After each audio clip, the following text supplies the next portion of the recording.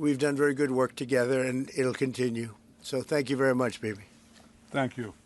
Thank you very much. Thank you, Mr. President. Thank you. I have to say that in addition to what I said, that we've never had a friend, even close, a friend, as President Trump in the White House.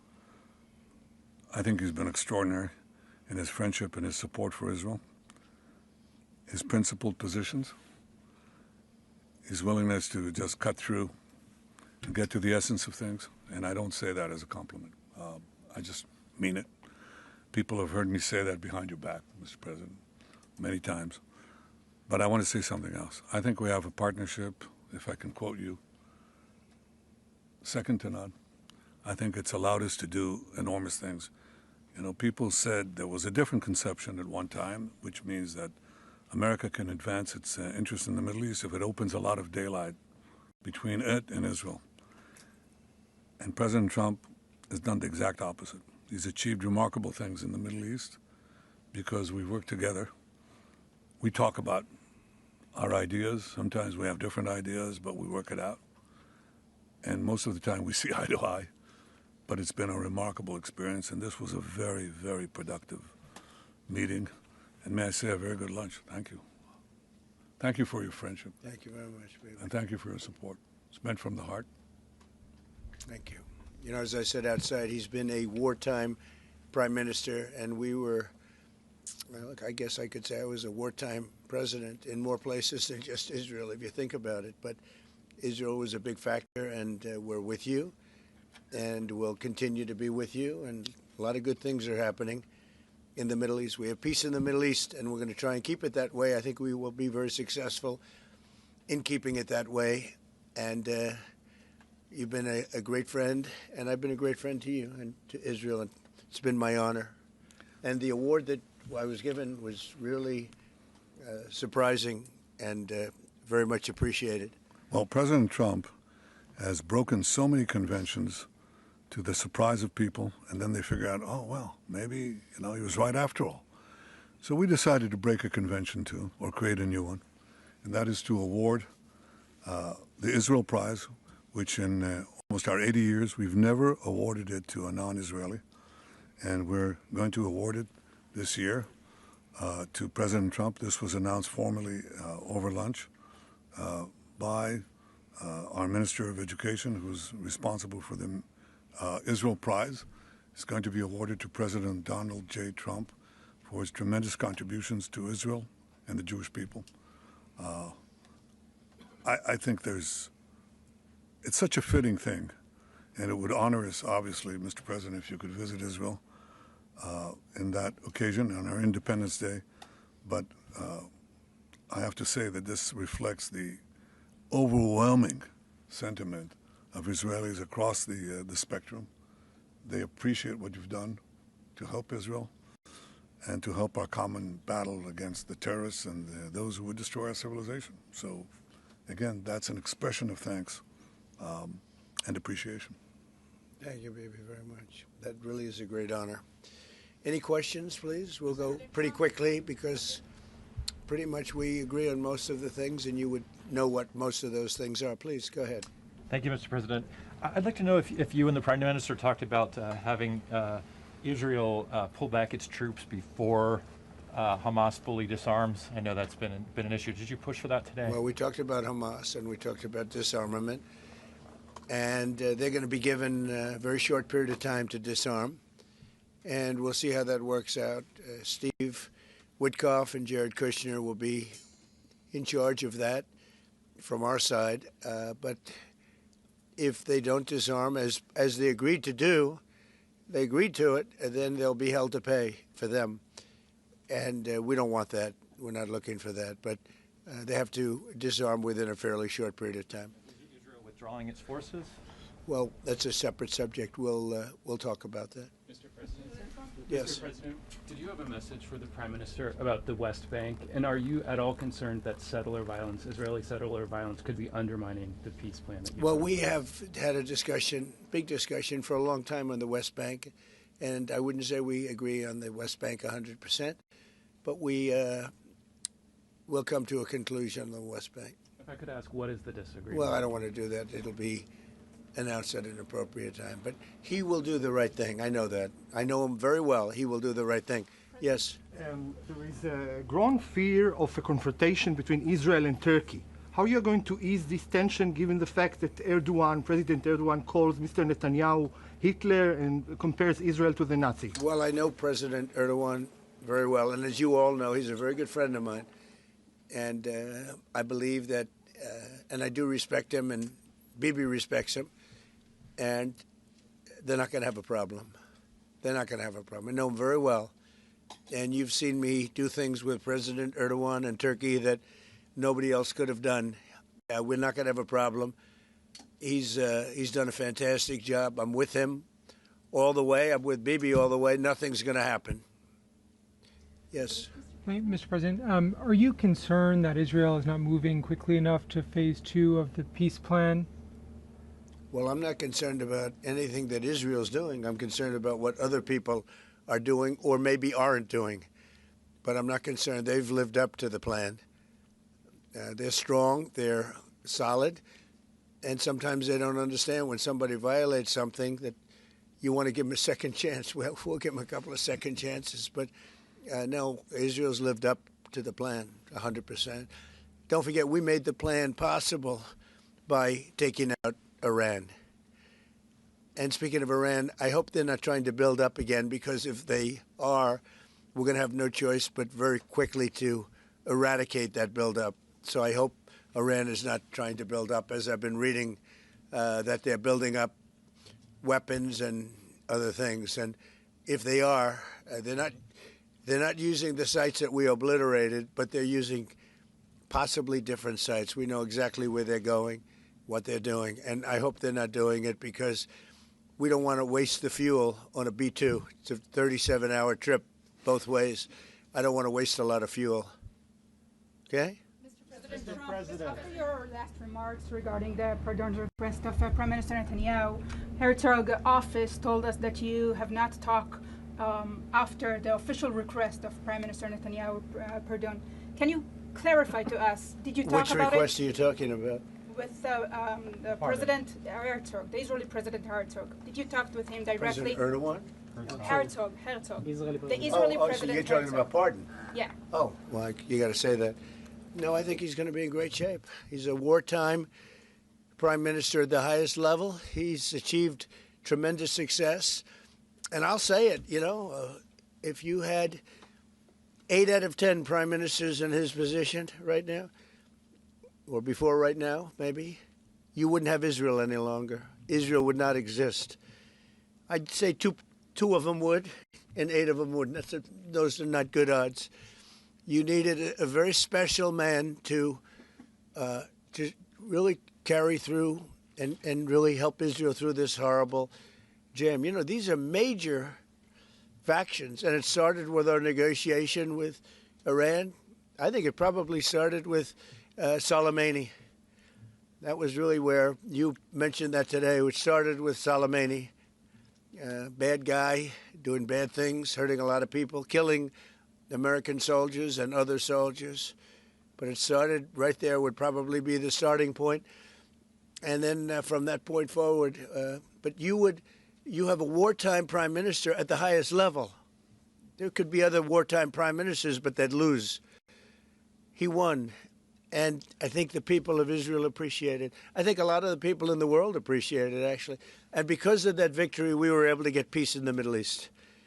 If you had a different kind of a personality, if you had a weak person or a stupid person, and there are plenty of both of them, you would not have had success, and you might not have Israel. And you report for Israel. I know you're very proud of it, and you do a great job. You might not have a job because there might not be an Israel right now if you had a different prime minister. That's a big statement, but to me it's a very simple statement to make. I'm looking at Pete Hegseth, and he's sort of nodding. If they don't have a strong prime minister, Pete, you might not have Israel today. I think he'll go down in the record books. And, I was a big help. I'll be honest with you, big help. Somebody said in the room, if you don't have Trump, You needed a proper combination of everything. And if you didn't have that combination, which they had, you would not have an existing Israel right now. And the people of Israel know it. That's why they like me, and it's why they actually like him. He's got a little bit of a love-hate more than I do over there. But you know what? Even the haters have a lot of respect for him. There's a lot of jealousy about him. A lot of jealousy. Jealousy is a bad word. But I believe you would not have Israel right now. So it's a big deal. Yeah, please. A recent poll showed that as many as half of Gazans would be willing to leave the Gaza Strip if afforded the opportunity to do so. Back in February, you said that all Gazans should be resettled. I heard that number today, half of Gaza would leave. I've always said it. I said if they were given the opportunity to live in a better climate, they would move. They're there because they sort of have to be. I think it would be a great opportunity, but let's see if that opportunity presents itself. But we're helping the people of Gaza a lot. So is Israel, by the way. So we'll see what happens. But I saw that it was a poll. It was actually more than half the people would leave if they were given the opportunity. And I've been saying that for a long time. To me, it was common sense. So it's interesting. Why wouldn't countries accept them? Look, let's not talk about it because we don't want the controversy. Right now, we're helping Gaza. But if they were given the opportunity, I think even higher than that, the group that did the poll is usually, I call them negative pollsters. You have a lot of them. And yet this poll was, I think, very accurate, other than it would be more than half the people if given the opportunity. But they haven't been given that opportunity. So we'll see what happens. Mr. President, have you reached a point of understanding regarding Syria? We do have an understanding regarding Syria.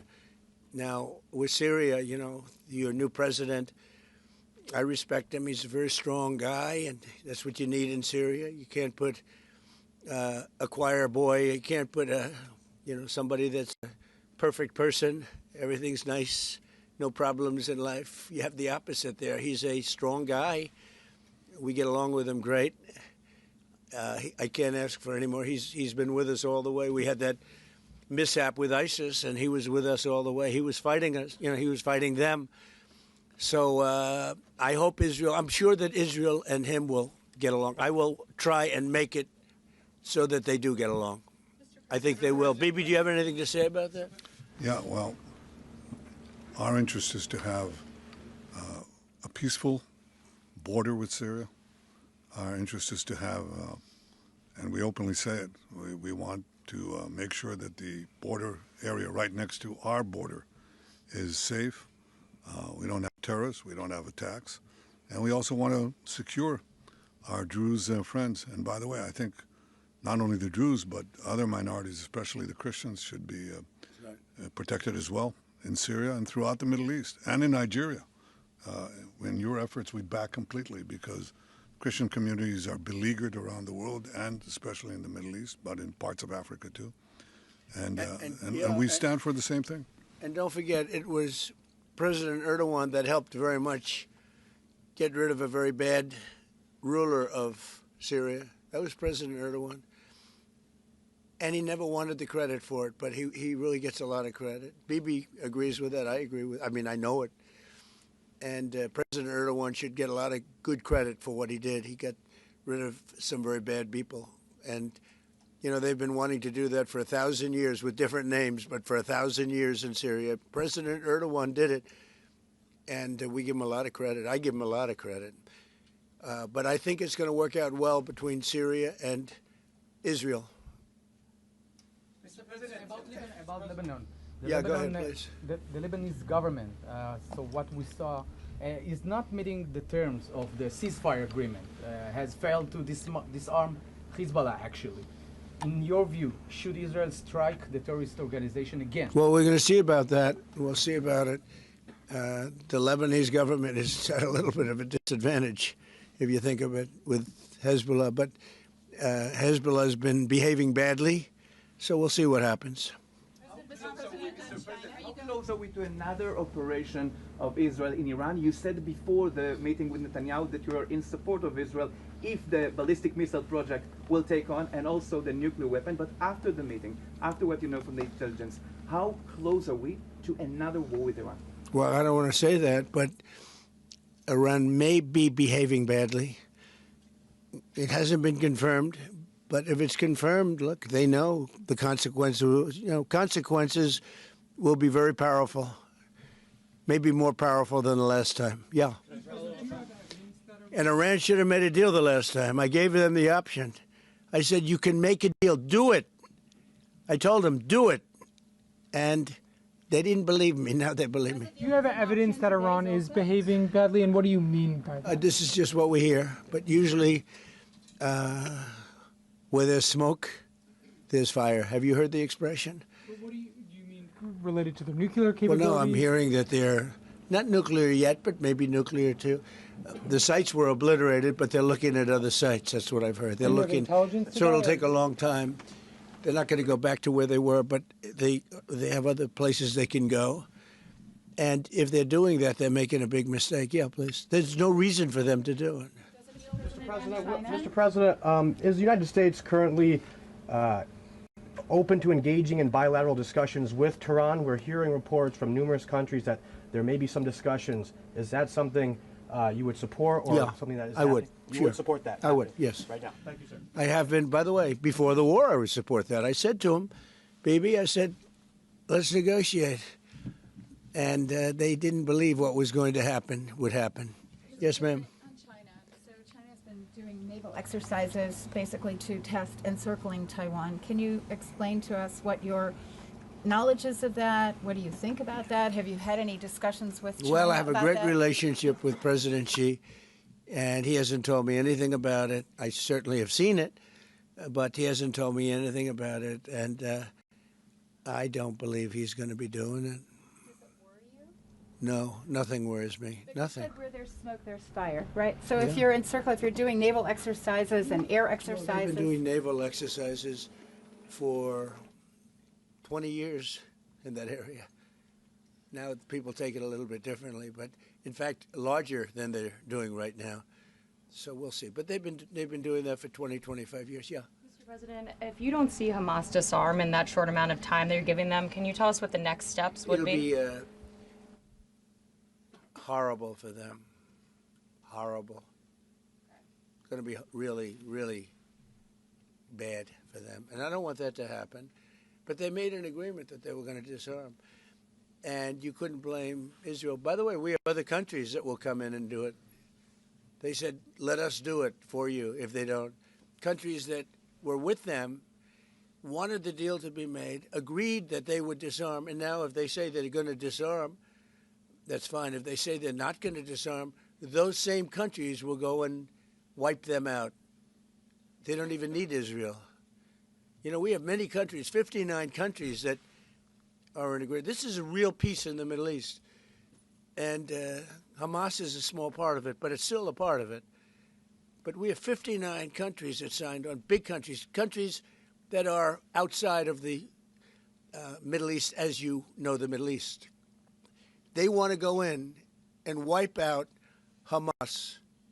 They don't want Israel. They don't need Israel. They want to do it because it's the right thing to do, because they were for the deal based on the fact that Hamas pledged, they swore that they were going to disarm. Now, if they're not going to disarm, those same countries will wipe out Hamas. Yeah. President Trump, do you think that the PA should be involved in the day after in Gaza Strip, even in the near future? And the same question to Prime Minister Netanyahu. Do you see a real opportunity that the PA will be in Gaza? Go ahead, Bibi. I think President Trump put clearly the conditions of reform that he wants to see in the PA for them to be involved. And I think he put it very clearly what he wants to see, the kind of real reforms, not just perfunctory reforms, but real reforms. Stop pay to slay, change the curriculum in your textbooks, open up a different society and a different future. If they do it, well, let them, I think it was clear. He put Pretty clear. He put guidelines that were, by the way, in the Trump plan of 2020. And they were put then in the 20 points. And it's up to them. Remember this, if we didn't do what we did to Iran, just to make the subject just slightly different, you wouldn't have peace in the Middle East. You wouldn't have a deal signed in the Middle East. You wouldn't have a deal. because other Arab nations, which are great people, I know them very well, I know them all, they're great people, they wouldn't be able to have agreed to peace in the Middle East because you would have had a dark cloud hanging over everything. It wouldn't have been possible.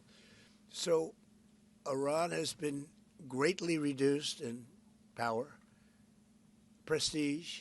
I don't want to use the word humiliation because, they're trying to build up again. But we can't let them build up because if they build up, there can't be peace in the Middle East. It was a mistake. When they wiped out Iraq and Iran were about the same power. And they fought each other with different names for 1,000 years.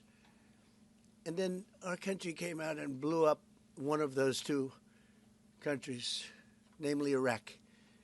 And all of a sudden, Iran had the whole Middle East all to itself. But that's not true anymore. That's not true anymore. Can you tell us something about your plan?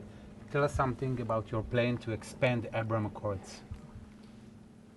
If you can tell us something about your plan to expand Abraham Accords. Well, the Abraham Accords are a great achievement of Jared and everybody. It was one of the great achievements. They'll be expanded.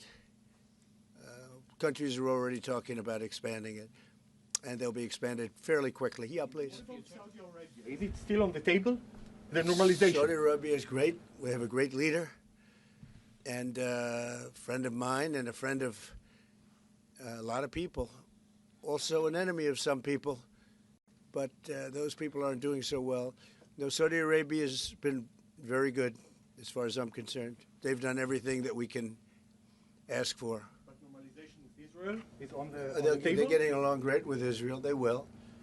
And at some point, they'll sign the Abraham Accords. Mr. President, so one of the big domestic tasks ahead of you is to pick a new chairman for the Fed. Yeah. You've said that you have one favorite, but you're also doing interviews. Still do. Hasn't changed. Yeah, I'll announce them at the right time. There's plenty of time. But in the meantime, we're doing numbers that nobody's ever seen. We have $18 trillion coming in. We had a 4.3% GDP. They thought it was going to be 2%.